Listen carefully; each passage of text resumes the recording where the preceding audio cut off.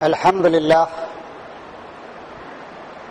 لله نحمده ونستعينه ونستغفره ونؤمن به ونتوكل عليه نعوذ بالله من شرور أنفسنا ومن سيئات أعمالنا من يهده الله فلا مضل له ومن يضلله فلا هادي له ونشهد أن لا إله إلا الله وحده لا شريك له ونشهد أن محمدا عبده ورسوله أما بعد قال الله تعالى في القرآن المجيد يا أيها الناس إنا خلقناكم من ذكر وأنثى وجعلناكم شعوبا وقبائل لتعارفوا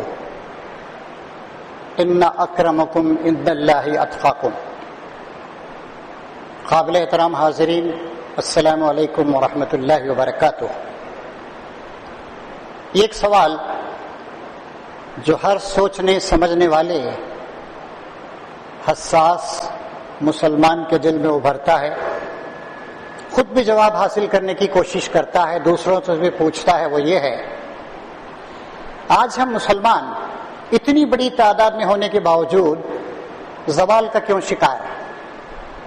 دنیا میں 58 آزاد مسلم ممالک، لیکن ہر جگہ بدنام کیے جا رہے ہیں، برا بھلا کہا جا رہا ہے، گالیاں دی جا رہی ہیں، اور دوسروں کی طرف سے جو مظالم ہو رہے ہیں وہ تو ہو ہی رہے ہیں، ہم خود اپنے آپ پہ ظلم کر رہے ہیں.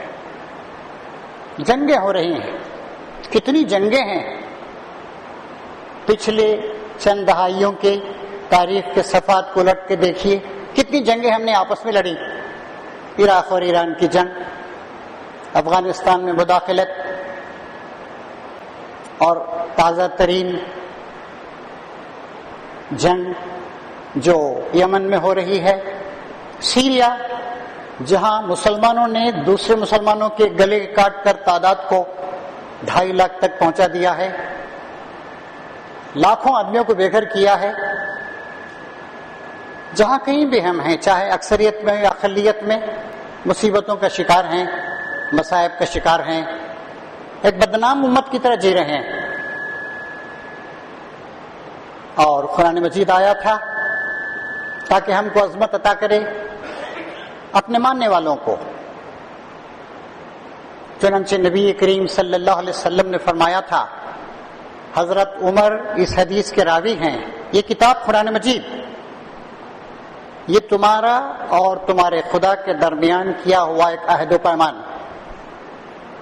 یہ کتاب اگر تم اس پہ عمل کرو گے تو تمہارے حق میں دلیل ہے، روشنی ہے، نور ہے، ذکر ہے. اور اگر تم نے اس کتاب کو ترک کر دیا، چھوڑ دیا، تو یہ تمہارے خلاف دلیل ہے.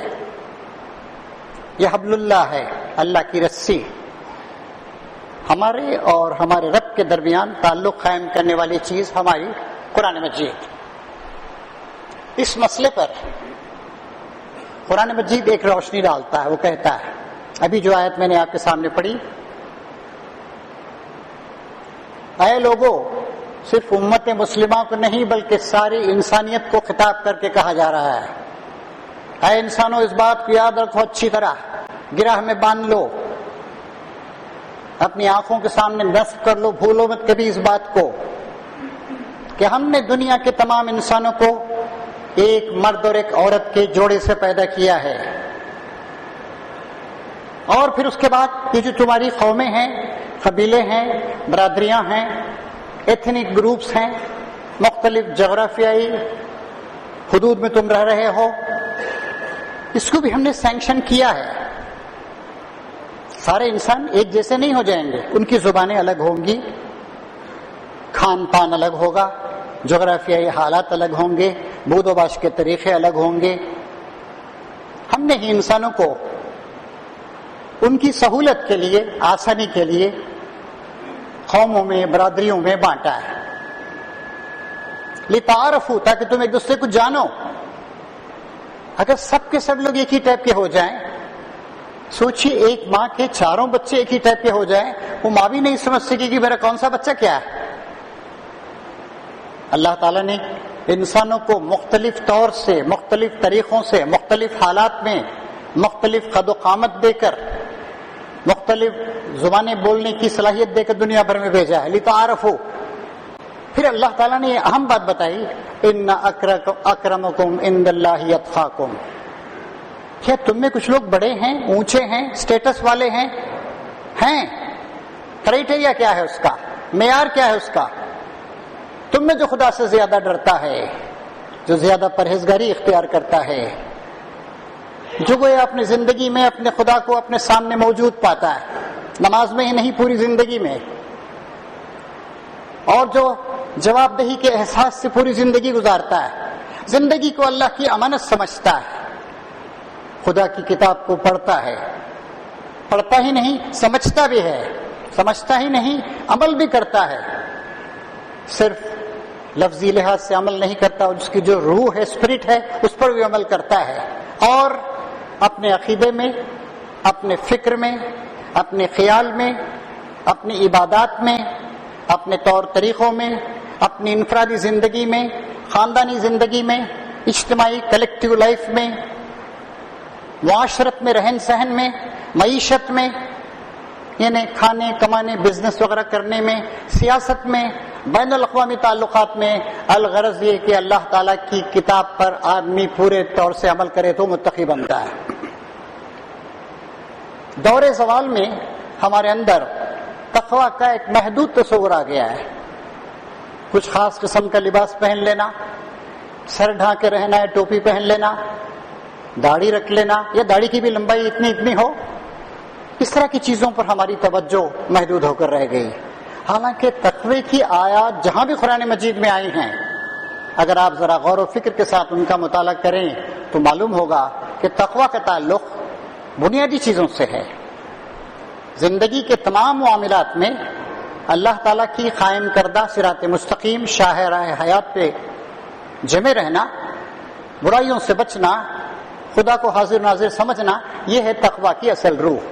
تو اس آیت میں فرمایا گیا، ایک اہم اصول کی طرف کی تشریح کرتے ہوئے وہ سارے انسانوں کو مخاطب کیا گیا۔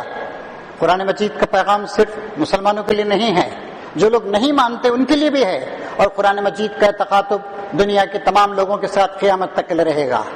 یا ایھا الناس، اے انسانوں،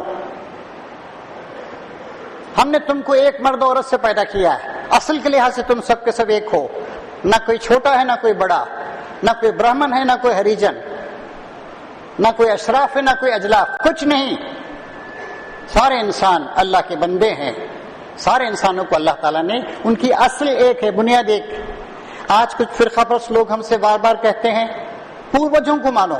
ارے پوروج کون ہیں؟ سب سے پہلے پوروج تو آدم علیہ السلام، ان کی بیوی حضرت حوا ہیں، یا پوروج وہ ہیں جو پرانے بزرگ ہمارے گزرے ہیں، جو انبیاء کرام تھے، جو اللہ تعالیٰ کا پیغام لے کر آئے تھے، جو مختلف زبانیں بولتے تھے، کوئی عربی بولتا تھا، کوئی فارسی بولتا تھا، کوئی عبرانی بولتا تھا، اور مختلف زبانیں جو دنیا سے لپت ہو گئی، ختم ہو گئی، ویسی زبانیں بولتے تھے۔ یہ تھے ہمارے پوروج، یہ انسانیت کی پوروج ہیں۔ اسلام کسی خاص دیش میں محدود نہیں ہے، اسلام ساری انسانیت کے لیے آیا۔ اب ذرا ہم اپنی صفوں کا جائزہ لیں۔ سوال جو آپ لوگوں کے ذہن میں اٹھتا ہے کہ ہم کیوں زوال آمدہ ہیں، کیوں زوال کا شکار ہیں، کیوں متحد نہیں ہو رہے ہیں، کیا وجہ ہے اس کی؟ اسلام نے مساوات کا سبق دیا تھا، توحید کا سبق دیا، توحید الہی، اللہ وحدہ لا شریک ایک اکیلا ہے۔ اللہ تعالیٰ کی سب سے بڑی صفت اس کا واحد ہونا ہے۔ دوسری بڑی صفت اس کی رحم و کرم کی صفت ہے، رحمتی وسیعت کل شیء، میری رحمت تمام چیزوں پر چھائی ہوئی ہے۔ کتب علی نفسہ الرحمہ، اس نے اپنے آپ پر لازم کر لیا ہے رحم و کرم کو۔ قرآن شریف کی میں دیکھیے کتنی جگہ رحمان کا لفظ آیا ہے، اس کی رحمت بے پایاں کا کتنا ذکر کیا گیا ہے۔ ہر کام کا آغاز ہم کرتے ہیں بسم اللہ الرحمن الرحیم، شروع کرتا ہوں میں اللہ تعالیٰ کے نام سے، اس اللہ کے نام سے جو بے انتہا رحم فرمانے والا بڑا ہی رحیم ہے۔ رحمان اور رحیم ایک ہی مادے سے نکلے ہیں، لیکن دو بار انہیں زور دینے کے لیے بتایا گیا۔ تشریح اس طرح بھی کی ہے مفسرین نے، الرحمن فی الدنیا والرحیم فی الآخرہ، دنیا میں رحمان، آخرت میں رحیم۔ رحمان میں بہت زیادہ افور ہے، زیادتی ہے، لیکن کتنی اللہ تعالیٰ تو اس کی رحمت برسا رہا ہے، لیکن آپ کو 60-70 سال تک جب تک آپ زندہ ہیں رحمت ملے گی، اور موت کا پیغام آئے گا تو اللہ کی رحمت جو ہمارے لیے ختم ہو جائے گی۔ لیکن رحیم آخرت میں رحیم ہے، طویل عرصے تک، ابد الآباد تک لا زوال اس کی رحمتیں ہم پہ برستی رہیں گی۔ تو اللہ تبارک و تعالیٰ رحمان و رحیم ہے، کتنا اس نے اس بات پہ زور دیا ہے، اور اس کی رحمت کا تقاضا ہے کہ وہ اپنے بندوں کی رہنمائی فرمائے۔ رہنمائی کا اس نے پورے کا پورا انتظام کر دیا، انبیاء کرام کو بھیجا، ہدایت سے نوازا۔ وہ خدا تبارک و تعالیٰ ہم کو یاد دلاتا ہے جس کی پہلی صفت توحید ہے، دوسری بڑی صفت رحمت ہے، تیسری بڑی صفت عدل ہے، انصاف ہے۔ اللہ بے انصافی نہیں کرتا، اپنے بندوں پر ہرگز ذرہ برابر بھی بے انصافی نہیں کرتا۔ ہاں اس کے دو ٹائپ کے بندے ہیں، جنہوں نے انکار کر دیا الگ ہو گئے، جنہوں نے اقرار کر لیا، مان لیا، وہ اس کے خاص بندے بن گئے، اپنی رحمت کے سائے میں ان کو لے لیتا ہے، اگرچہ کہ اس کی رحمت ان لوگوں سے بھی بالکل پورے طور سے دور نہیں ہے جنہوں نے اس کو مانا نہیں ہے۔ آخری وقت تک انتظار کرتا ہے، موت کی آخری ہچکی تک ان کو اللہ تبارک و تعالیٰ مہلت دیتا ہے کہ وہ اللہ تعالیٰ کی طرف لوٹ کر آ جائیں۔ یہ خدا تبارک و تعالیٰ اسی نے ہم کو یہ بتایا ہے اس آیت کے ذریعے سے، تمہارے اندر مساوات ہونی چاہیے۔ نبی کریم صلی اللہ علیہ وسلم جو پیغام لے کر آئے تھے وہ توحید الہ کے ساتھ ساتھ توحید انسانیت کا بھی تھا۔ اللہ وحدہ لا شریک، وہی خالق، وہی مالک، وہی پروردگار، وہی حاکم، وہی مدبر، وہی معبود، کوئی اس کے علاوہ کچھ بھی نہیں ہے، کسی کے پاس کوئی طاقت، کوئی قوت نہیں، اور تم سب کے سب اللہ تعالیٰ کے بندے ہو۔ نبی کریم صلی اللہ علیہ وسلم نے اپنے دور میں اور آپ کے بعد صحابہ کرام نے، خلفائے راشدین نے کس طریقے سے اس کو برت کے دکھایا۔ آپ کی چچا زاد بہن حضرت زینب، قریش کے لوگوں کو اس بات کا بڑا غرہ تھا کہ ہم اونچے لوگ ہیں، اونچی ذات کے لوگ ہیں، ہم سیادت اور قیادت ہمارا پیدائشی حق ہے، جیسے برہمن یا کچھ اور ذاتوں کے لوگ کہتے ہیں۔ لیکن نبی کریم صلی اللہ علیہ وسلم نے جہاں جھوٹے بتوں کو توڑا وہاں ذات پات کے اس بت کو بھی توڑا۔ یاد کیجئے اس تاریخی دن کے اس قول کو جو نبی کریم صلی اللہ علیہ وسلم نے مکہ فتح ہونے کے بعد ارشاد فرمائے تھے، ان ربکم واحد واباکم واحد کلکم من آدم وآدم من تراب۔ یاد رکھ اچھی طرح، تمہارا رب ایک ہے، تمہارا باپ بھی ایک ہی تھا، تم سب کے سب آدم کی اولاد ہو اور آدم کو مٹی سے بنایا گیا تھا۔ پھر آپ نے فرمایا کسی عربی کو کسی غیر عربی پر کسی قسم کی کوئی فضیلت حاصل نہیں ہے، اسی طریقے سے کسی غیر عرب کو کسی عربی پر کسی قسم کی فضیلت حاصل نہیں ہے۔ کسی گوری چمڑی والے کو کسی کالی چمڑے والے پر کوئی بڑائی حاصل نہیں ہے، اور کسی کالی چمڑی والے کو کسی گوری چمڑی والے پر کوئی بڑائی حاصل نہیں ہے۔ پھر فرمایا آپ نے ہاں تقوی، پرہیزگاری، خوف خدا، احساس ذمہ داری، جواب دہی کا احساس، جتنا یہ تمہارے دل و دماغ پہ حاوی رہے گا اور اس کے زیر اثر تم جتنا صحیح رویہ زندگی میں اختیار کرو گے اتنا ہی تمہارا درجہ بڑا ہوگا۔ چنانچہ آپ کی پھوپھی زاد بہن حضرت زینب جو قریش کے اونچے خاندان سے تعلق رکھتی تھی، سیادت اور قیادت کے مقام پر فائز خاندان، اور آپ کے آزاد کردہ غلام حضرت زید بن حارثہ کسی قبیلے سے پکڑ کر لایا گیا تھا، غلام بنا کے بیچا گیا تھا، لیکن بڑی اچھی صفات کے مالک تھے۔ خود نبی کریم صلی اللہ علیہ وسلم نے اپنے سائے عاطفت میں ان کو پروان چڑھایا تھا، بڑی اچھی صفات کے مالک تھے، لیکن پھر بھی سماج میں بہرحال غلط سلط تصورات تھوڑے بہت تھے۔ آپ نے حضرت زینب کا نکاح ان کے ساتھ کروایا۔ تو اسی طریقے سے دیکھیے نبی کریم صلی اللہ علیہ وسلم ہجرت کر کے مدینہ تشریف لے جاتے ہیں۔ مدینہ میں ایک نئی سوسائٹی، اسلامی سوسائٹی کی بنیادیں مضبوط کی جا رہی ہیں۔ وہاں مواقعات یعنی بھائی بھائی بنانا، یعنی بالکل کوئی بھائی بن گئے، آدھی آدھی جائیدادیں لوگوں نے دے دی۔ وہاں پر اب دیکھیے کہ حضرت بلال حبشی رضی اللہ تعالیٰ عنہ، ان کو آپ نے کس کا بھائی بنایا؟ خالد بن رویحہ خشعی۔ یہ ایک اونچے انسان تھے ان کے ساتھ. ابو بکر صدیق رضی اللہ تعالیٰ عنہ اتنی اونچی شخصیت، افضل البشر بعد الانبیاء بالتحقیق، سارے انبیاء کرام کے بعد سارے انسانوں میں سب سے بڑے درجے کے مالک، ان کو آپ نے بنایا. خارجہ بن زید ایک صاحب تھے، ان کا آپ نے بھائی بنایا. زید بن حارثہ جو ایک آزاد کردہ غلام تھے، ان کو اپنے چچا حضرت حمزہ ان کا بھائی بنایا. کیسی مساوات، کیسی مواقعات، کیسی سچی بردرہڈ، کیسی فریٹرنیٹی آپ نے قائم کی. پھر اس کے بعد کے ادوار میں دیکھیے، مدینے میں اسلام کا قافلہ اور آگے بڑھتا ہے، اسلامی سلطنت مضبوط سے مضبوط تر ہوتی ہے اور رومیوں سے مقابلہ درپیش ہے. 3000 کا ایک لشکر دے کر نبی کریم صلی اللہ علیہ وسلم حضرت زید بن حارثہ کو اس کا کمانڈر بنا کے بھیجتے ہیں. کسی قریش کے بڑے سردار کو نہیں، حضرت زید بن حارثہ کو. اسی طریقے سے انہی زید کے صاحبزادے زید اس میں جاتے ہیں، شہید ہو جاتے ہیں. اور جب نبی کریم صلی اللہ علیہ وسلم اپنا سفر دنیا مکمل کر کے اپنے مشن کو تکمیل کے مراحل تک پہنچانے کے بعد رفیق اعلیٰ کی طرف، خدا تبارک و تعالیٰ کی طرف، جس کی طرف سے آئے تھے اس کی پکار پہ لبیک کہتے ہوئے جاتے ہیں. اس سے پہلے رومیوں سے، اور رومی بہت بڑی طاقت ہے اس زمانے میں، رومی ایرانی دو ہی طاقتیں تھیں. رومیوں سے لڑنے کے لیے جو لشکر تیار کیا گیا تھا اس کو آپ نے اسامہ بن زید کے صاحبزادے، ان کی سرکردگی میں آپ نے اس لشکر کو تیار کیا. کچھ لوگوں کو اعتراض بھی ہوا، بھئی یہ تو آزاد کردہ غلام کا بیٹا ہے، ہمارے قبیلے سے بھی تعلق نہیں رکھتا ہے اور بڑے بڑے لوگ ہیں ہم لوگ. لیکن آپ نے اس کو کوئی اہمیت نہیں دی. کون شریک تھے اس میں؟ ابو بکر صدیق شریک تھے، حضرت عمر فاروق شریک تھے، حضرت سعد بن ابی وقاص شریک تھے جو ایک بڑے خاندان کے چشم و چراغ تھے. 17 سال کی جوانی کی عمر میں اسلام لائے تھے اور نبی کریم صلی اللہ علیہ وسلم کے رشتہ دار بھی تھے، نانیہار رشتہ دار بھی تھے حضرت سعد بن ابی وقاص.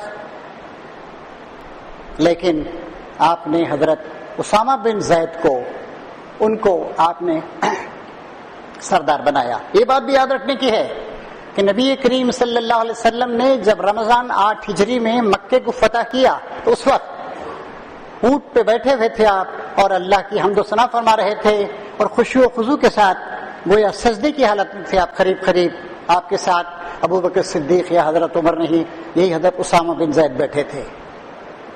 تو ان کو آپ نے کمانڈر بنا کے بھیجا. اس کے بعد اللہ تبارک و تعالیٰ کی طرف سے موت کا بلاوا آیا. کل نفس ذائقۃ الموت، ہر جاندار کو موت کا مزہ چکھنا ہے. انک میت وانہم میتون، تمہیں بھی مرنا، ان سب کو مرنا ہے. اور لبیک کہتے ہوئے نبی کریم صلی اللہ علیہ وسلم چلے گئے. اور ابو بکر صدیق رضی اللہ تعالیٰ عنہ کو، ان کو ایک جمہوری اور شورائی طریقے سے مسلمانوں کا سربراہ اور خلیفہ بنایا گیا. اس وقت حضرت ابو بکر صدیق نے جن کو خلیفہ بنایا گیا تھا ان سے کہا تھا، اسامہ بن زید سے کہا، دیکھو مجھ پہ ایک بہت بڑا بوجھ ڈال دیا گیا ہے، خلافت کا بوجھ. بہت اچھا ہوگا، بڑی مہربانی ہوگی اگر تم عمر کو نہیں لے جاؤ، مجھے مشورہ کرنا ہے، میرے پاس انہیں چھوڑ کے چلے جاؤ. اور پھر اس کے بعد جب حضرت اسامہ بن زید کا لشکر جا رہا تھا مدینے سے باہر، ابو بکر صدیق جن کی عمر تقریباً 62-63 سال تھی، نبی کریم صلی اللہ علیہ وسلم کے ہم عمر تھے، وہ بھی ساتھ ساتھ چل رہے تھے اور وہ گھوڑے پر تھے. کہا کہ میں نیچے اترتا ہوں. نہیں، تم گھوڑے پر ہی بیٹھے رہو. انہیں شرم آئی اسامہ بن زید کو، 30-35 سال عمر رہی ہے ان کی زیادہ کہ حضرت ابو بکر صدیق امیر المومنین خلیفۃ المسلمین یہ جو ہیں معمر بزرگ چل رہے ہیں. کہا کہ نہیں، کیا حرج ہے، تم بیٹھے رہو گھوڑے پر، تمہیں ایک بڑا کام سپرد کیا گیا ہے. اور کیا حرج ہے کہ اگر میرے پیر بھی اللہ تعالیٰ کی راہ میں راہ جہاد میں تھوڑے بہت غبار آلود ہو جائیں. یہ تھا مساوات کا پریکٹیکل سبق جو نبی کریم صلی اللہ علیہ وسلم نے سکھایا اور عملی طور پر برت کے دکھایا، اور جس کو خلفاء راشدین نے اس پر عمل کیا. اسی طریقے سے ایک بڑا اہم واقعہ ہے، عمر فاروق رضی اللہ تعالیٰ عنہ کا زمانہ خلافت ہے. ایوان خلافت میں لوگ آپ سے ملنے کے لیے آئے ہیں اور وہاں پر ابو سفیان بن حرب ہیں، سہیل بن عمرو ہیں، بہت بڑے سردار ہیں یہ دونوں. لیکن آپ نے انہیں پہلے نہیں بلایا، حضرت بلال کو بلایا، حضرت صہیب کو بلایا. اور ابو سفیان کو ذرا محسوس بھی ہوا ہم بڑے بڑے سردار اور یہ معمولی لوگ، ان کو پہلے بلا لیا حضرت عمر نے. لیکن ان کے ساتھی نے کہا، ان لوگوں نے آگے بڑھ کر اسلام کو قبول کیا، قربانیاں پیش کی، نبی کریم صلی اللہ علیہ وسلم کے ہاتھوں میں ہاتھ دے دیا، تن من دھن کے ساتھ ان کے ساتھ ہو گئے. اگر آج ہمیں نظر انداز کیا جاتا ہے، بعد میں آنے پر کے لیے کہا جاتا ہے ہماری غلطی تھی، ہم نے آگے بڑھ کر اس پیغام کو قبول نہیں کیا. اسی طرح کا ایک واقعہ ہے حضرت عمر کے زمانے کا. ایک شخص نے قریش کی ایک لڑکی کے لیے رشتے کا پیغام دیا. معلوم ہوا کہ وہ رشتہ اسے پسند نہیں آیا، اس کے بھائی کو. حضرت عمر نے پوچھا. حضرت عمر فاروق رضی اللہ تعالیٰ عنہ تمام لوگوں کے ذاتی معاملات میں تک محبت کے ساتھ مشورے دیا کرتے تھے. کیا ہوا؟ بہن کا رشتہ آیا تھا. نہیں، میں پسند نہیں کرتا. کیوں نہیں پسند کرتے ہو بھائی؟ ہم حسب نسب کے لحاظ سے بہت اونچے لوگ ہیں، ہم قریش کے لوگ ہیں، اور وہ جو لڑکا ہے وہ کفر میں نہیں ہے. کفر کا بھی غلط انٹرپریٹیشن ہم نے کر رکھا ہے، وہ ہمارے برابر کا نہیں. حضرت عمر نے کہا دیکھو، مال و اولاد، مال بھی رکھتا ہے وہ اس کا حسب ہے، دنیا کا حسب ہے، اور تقوی رکھتا ہے، پرہیزگاری رکھتا ہے، نیکی رکھتا ہے، یہ آخرت کا حسب ہے. کیوں تم ریجیکٹ کر رہے ہو؟ اس رشتے کو سمجھ میں نہیں آتا ہے. دنیا کے حسب بھی اس کے پاس ہے، آخرت کا حسب بھی اس کے پاس. کفر کی اس بات کو، اس غلط تعبیر کو اپنے رد کر دیا. چنانچہ اس شخص نے اگری کر لیا اور بعد میں لڑکی کی بہن کی شادی وہاں پر کر دی. تو اسی طریقے سے ہم دیکھتے ہیں کہ یہ تھی وہ روح جس کو امت مسلمہ نے اپنایا. آج انہی دو چیزوں کی ہم کو ضرورت، اللہ کا تقوی اور اپنے بھائیوں کے ساتھ محبت. لیکن آج ہم شادی بیاہ میں اس طرح کی چیزوں کو دیکھتے ہیں، اور بھی چیزوں میں دیکھتے ہیں. ٹھیک ہے، غیر مسلم ہم پہ اعتراض نہیں کر سکتے کہ ہم مسجدوں میں بھی کچھ چھوت چھات یا اونچ نیچ، اللہ کا شکر چھوت چھات تو نہیں ہے، لیکن کچھ غلط تصورات ہیں جو ابھی تک ہماری صفوں میں ہیں. مختلف ہماری قوموں کے لوگ ہیں، عرب ہیں یا ایرانی ہیں یا ہندوستانی ہیں، یہاں کے لوگ ہیں، وہاں کے لوگ ہیں، مختلف گروپس ہیں، ان کے اندر ایک الگ الگ ہونے کا احساس پایا جاتا ہے. اقبال نے اسی لیے کہا تھا کہ بتانے رنگ و خو کو توڑ کر ملت میں گم ہو جا. اصل یہ ملت ہمارا سرمایہ ہے، یہ دین ہمارا سرمایہ ہے. دین ہی نے ہم کو سربلند کیا، اور دین نے ہم کو دنیا کی عظمتیں بھی عطا فرمائی. لہذا آج اگر ہم پھر سے اپنی عظمت رفتہ کو پانا چاہتے ہیں تو اس کا علاج یہی ہے کہ ہم اللہ تبارک و تعالیٰ کا دامن مضبوطی کے ساتھ تھام لیں، تقوی کو اپنا معیار حیات بنائیں، اور یاد رکھیں کہ ان اکرمکم عند اللہ اتقاکم. جس کے اندر توحید ہے، تقوی ہے، پرہیزگاری ہے، احساس ذمہ داری ہے، علم ہے، وہ اونچا آدمی ہے. اس معیار کو ہم اپنائیں. کچھ معیارات اللہ تعالیٰ کے ہیں، کچھ دنیا کے لوگوں کے دیے ہوئے معیارات. ضرورت اس بات کی ہے کہ اللہ تعالیٰ کے دیے ہوئے جو معیارات ہیں، جو سٹینڈرڈز ہیں، ان کو ہم سٹینڈرڈ مانیں. اور دنیا کے لوگوں نے جو سٹینڈرڈز بنائے ہیں، چاہے وہ ہندو تہذیب کے دین ہو یا ایرانی تہذیب کی دین ہو یا مغربی تہذیب سے امپورٹ کی ہوئی چیزیں ہوں، جب تک ان کو ہم اپنے عمل کا معیار بنائیں گے، اپنے فکر کا معیار بنائیں گے، اس وقت تک ہم کامیاب نہیں ہو سکتے. ففروا الی اللہ، لوٹو خدا کی طرف، دوڑو خدا کی طرف. اس کا مفہوم یہی ہے کہ ہم اللہ تبارک و تعالیٰ کے دیے ہوئے معیارات کو اپنائیں. اور یہیں پر اس بات کی اہمیت ہے قرآن مجید کی. یہ کتاب کچھ لوگوں کو سربلند کرے گی، کچھ لوگوں کو زوال کے گڑھے میں گرا دے گی. اس کتاب کا پڑھنا، اور افسوس کی بات ہے، شرم کی بات ہے، سر جھک جاتا ہے ہمارا. آج بہت سے تعلیم یافتہ لوگ تو قرآن شریف پڑھ نہیں سکتے ہیں، اور بہت سے لوگ جو قرآن پڑھتے ہیں، چومتے ہیں، آنکھوں سے لگاتے ہیں، صبح شام پڑھتے ہیں، وہ سمجھ کے پڑھنا ضروری نہیں سمجھتے ہیں. اور جو سمجھ کے پڑھتے ہیں ان میں بھی بہت سے لوگ عملی لحاظ سے کوتاہیوں کا شکار. قرآن کو پڑھنا بھی چاہیے، قرآن مجید کو سمجھ کے پڑھنا چاہیے. کوئی دنیا کی ایسی چیز ہے، 2 پیسے کوئی پرزہ آپ کے پاس آتا ہے ایسا جسے آپ بغیر سمجھے یوں ہی پڑھتے ہوں، رٹتے ہوں؟ یہ کیا سلوک ہے جو قرآن مجید کے ساتھ ہم کر رہے ہیں؟ تو قرآن شریف کو پڑھا جائے، سمجھا جائے، اور اس کی تعلیمات کو اپنی زندگی پر چسپاں کیا جائے، اپلائی کیا جائے. ہمارے فکر پر، ہمارے عقائد پر، ہمارے طور طریقوں پر، ہماری عبادات پر، ہمارے رہن سہن پر، ہمارے تجارت پر، ہمارے کاروبار پر، ہماری سیاست پر، معیشت پر، معاشرت پر۔ ادخلوا فی السلم کافہ، پورے طور سے اسلام میں، فرما برداری میں، اللہ تعالیٰ کے دین میں داخل ہو جاؤ۔ یہی قرآن مجید کا پیغام ہے، اور دنیا بھر کے مسلمان انہیں اس کو اپنانا چاہیے۔ ہم ہندوستان میں جو اتنی بڑی تعداد میں رہتے ہیں، مشرق سے مغرب تک، شمال سے جنوب تک، اللہ تعالیٰ کا شکر ہے کہ احساس جاگ رہا ہے، ہمارے نوجوانوں میں جاگ رہا ہے، خواتین میں جاگ رہا ہے، لیکن اس بیداری کو اور زیادہ سے زیادہ کرنے کی ضرورت ہے۔ اللہ تبارک و تعالیٰ سے دعا ہے کہ اس نے جو معیارات ہم کو عطا فرمائے ہیں، ان معیارات کو اپنانے اور ان پر عمل کرنے کی توفیق عطا فرمائے، ہماری حفاظت فرمائے، ہماری رہنمائی فرمائے، ہماری مدد فرمائے، ہمیں دشمنوں کے طعنوں سے، دشمنوں کی سازشوں سے اور اپنی اندرونی خرابیوں سے، ان کے برے اثرات سے محفوظ رکھے۔ ونعوذ باللہ من شرور انفسنا من سیئات اعمالنا۔ سبحان ربک رب العزة عما یصفون، والسلام علی المرسلین والحمد للہ رب العالمین۔